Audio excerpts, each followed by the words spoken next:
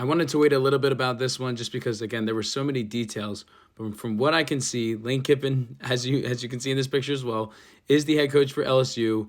Ole Miss ended up promoting their defensive coordinator to be the permanent head coach, so he will stay and continue to coach Ole Miss in the playoffs and moving forward. Lane Kiffin ends up bringing a good amount of his offensive staff to LSU, so this is how things are starting to shake out so far. Long term, though, I just don't see how this isn't the poster child of really why college football needs a commissioner.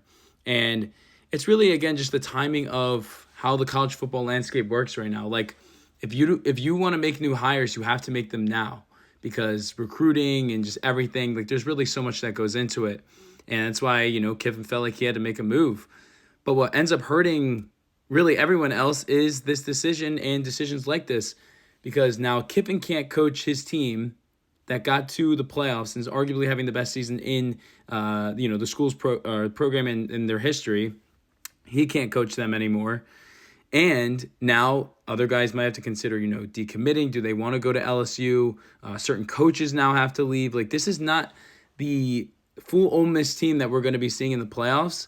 We're not going to be seeing really them at their 100%. And I feel like that waters down the product and overall just makes it less enjoyable for everyone involved. And I only see this being fixed if at some point college football, somehow gets a commissioner, which is going to be really tough because of all the different conferences.